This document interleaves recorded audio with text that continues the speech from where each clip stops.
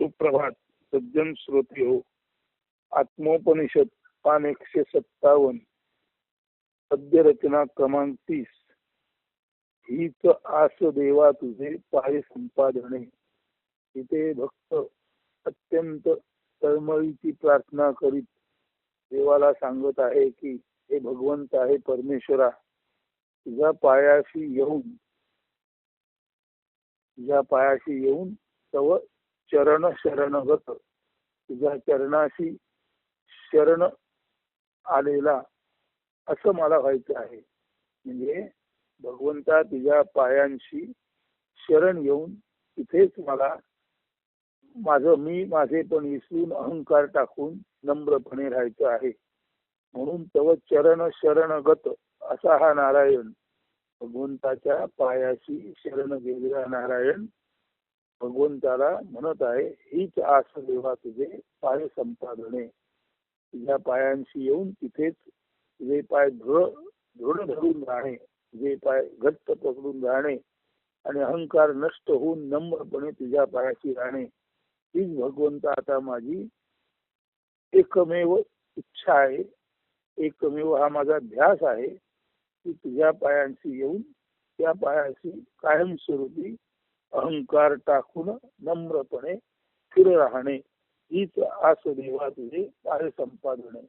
आणि हे काव्य त्याच्या तोंडातून येत असताना, हे काव्य ज्या अर्थी त्याच्या तोंडातून येतं त्या अर्थी त्याला जाणवतं की भगवंताची इच्छा धरल्यामुळे त्याच्या हृदयातून जो पूर्वी अगदी अडाणी अज्ञानी आणि बघायला गेला तर गद्य वृक्ष क्रोधी तापट आणि समाजापासून दूर भटकलेला किंवा समाज ज्याला नाकारतो असा होता, तोच हा क्रोधी तापट दुर्जन अज्ञानी माणूस आता भगवंताच्या कृपेमुळे त्याच्या हृदयातून काव्याचं स्फुरण होते. चांगलं चांगलं मधुर काव्य येते देवाची भक्ती आणि देवाच्या पायाशी शरण जाऊन तिथेच नम्रत्वाने राहावं अशी एक अहंकार टाकल्यानंतरची उत्तम निर्मल स्थिती त्याच्या अंतःकरणात तयार झाली आहे. आणि त्या अंतःकरणातल्या निर्मल कोमल अशा स्थितीतून हे काव्य जन्माला आलं आहे. आणि या काव्यात आता तो भक्त काय म्हणत आहे ते नीट ऐका. मुखी मज कोण काव्य वदविता, तैसे हृदयी कोण काव्य स्फुरविता. मज वाणी कोण अमृत स्रववी, खचितची वाटे मज विठ्ठल बोलवी. मज पामरासी कैसे काव्य गान, वृक्ष गद्य हृदयी कैसे मधुर गुंजन. पाषाणासी कैसी संभवे आर्द्रता, निष्ठुर हृदयी कैसी जन्मावी रुजुता. अहो देवा कैसे जन्मले अद्भुत, खोल अंतरात स्पंदे संगीत अवीत. संसाराची घोडी नाही आता उरली, सहजाची भक्ती विणा हृदयी झंकारली. जागृती सुषुप्ती स्वप्नी वाहत असे, देवगीत गाता हृदयी सरस्वती वसे.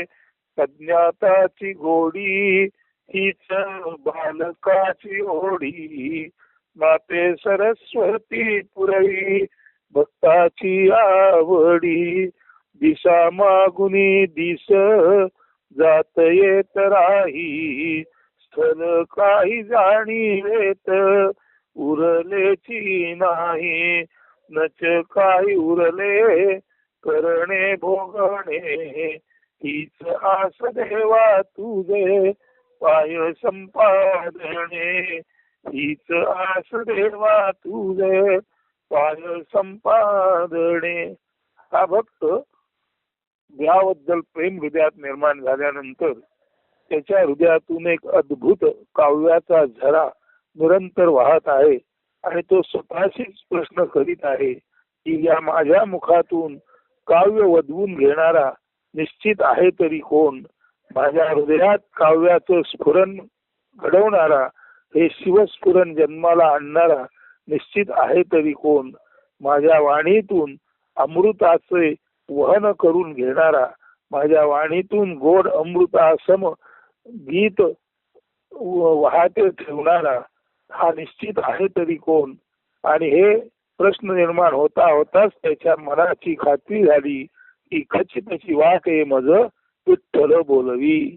तो विठ्ठल परमात्माच माझ्या मुखातून माझ्या हृदयातून सुंदर असं मधुर काव्य प्रसवतो आहे आणि माझ्या वाणीतून ते काव्य मुखरित होत आहे, म्हणजे बाहेर पडत आहे आणि लोकांपर्यंत जात आहे. पुढे तो म्हणतो, मी पामर असून, मी एक कश्चित क्षुद्र जीव असून माझ्यामध्ये काव्यगान आलं कुठून. तसं बघायला गेला तर मी एक वृक्ष गद्य, त्याला आपण म्हणतो संवेदना नसलेला असाच एक माणूस आहे. तरी सुद्धा अशा संवेदना रहित वृक्ष पाषाण हृदयातून हे मधुर गुंजन देवाचं मधुर गीत गायन आलं कुठून.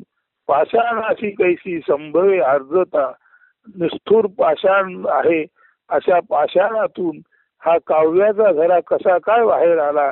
म्हणजे वृक्ष गद्य आणि निष्ठुर अशा माणसातून हे आर्द्र असं परमेश्वरी संगीत गीत कसं काय बाहेर आलं.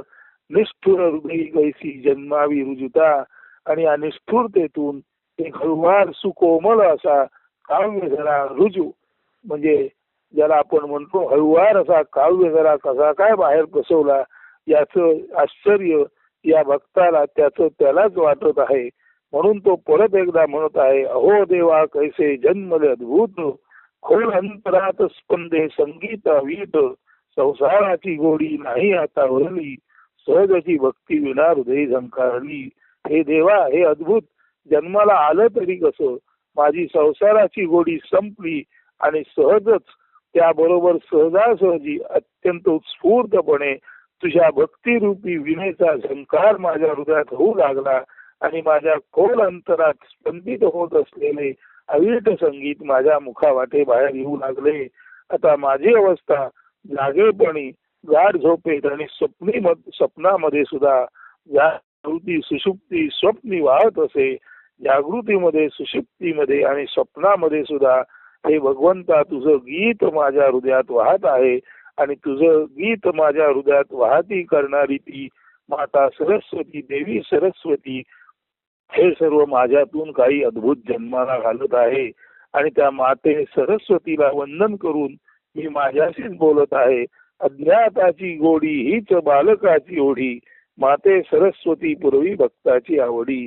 या विश्वाच्या मुळाशी जे आहे किंवा या संपूर्ण अस्तित्वाच्या पलीकडे जे अज्ञात आहे ते काय आहे हे जाणण्याची गोडी माझ्या हृदयात आहे. तो आहे माते सरस्वती. ती गोडी माझी तू पुरव, माझी इच्छा तू पुरव.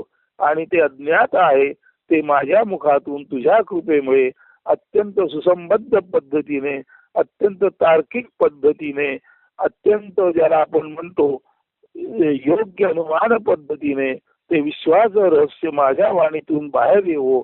आणि इतकंच नव्हे, ते रहस्य बाहेर येताना ते काव्य रूप घेऊन तुझी सरस्वतीची कृपा घेऊन जन्माला येवो, असं त्या सरस्वतीला हा नारायण म्हणत आहे.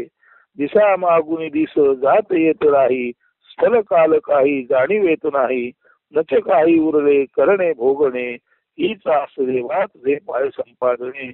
आज दिवसामागून दिवस, दिवसामागून दिवस, दिवसामागून दिवस असे ओलांडता 75 आली तरी सुद्धा कुठल्याही विशिष्ट दिवसाची जाणीव नाही, स्थलकालाचं बंधन नाही. स्थलकालाच्या पलीकडे जाऊन दिवसापासून दिवस जात असले तरी किती वय झाल्याची कल्पना नाही. केवळ आणि केवळ भगवंताचं स्फुरण आणि त्या स्फुरणातून अविट संगीत या मन, हृदय आणि बुद्धीतून आणि अर्थात वाणीतून घडत आहे. असं हे अखंड निरंतर भक्ती गीताचं झरणं जेव्हा चालू असतं त्या भक्ताला त्याच्या वयाची तमा नसते, त्याच्या शक्तीची तमा नसते, त्याच्या बुद्धीची तमा नसते, त्याला संसाराची तमा नसते, त्याला कसलीच जाणीव नसते. स्थळकालाच्या पलीकडे गेलेला असा हा भक्त आपणच आपल्याशी म्हणत असतो, हीच आस देवा तुझे पाय संपादने. जेव्हा हे शरीर पडेल तेव्हाही आणि शरीर असताना सुद्धा एकच आणि एकच ध्यास आणि आस मनाशी आहे की भगवंता तुझ्या शरणाशी शरणगत व्हावे, तुझ्या पायांशी अहंकार टाकून नम्रपणे कायमस्वरूपी तुझ्या सेवेत रुजू व्हावे, ही एक आणि एकमेव इच्छा आता उरलेली आहे. आणि हेच ते काव्य, हीच आस देवा तुझे पाय संपादने या काव्य शीर्षाखाली आलेलं आहे. ते आपण आता जरूर श्रवण केलेलं आहे. त्या श्रवणात राहा, त्याच्या चिंतन मनन आणि निधिध्यासनात राहा आणि पहा आपल्याही जीवनात असा काही एक अद्भुत दैवी चमत्कार घडून येतो अथवा नाही. अस्तु शुभ दिन सुप्रभात. धन्यवाद.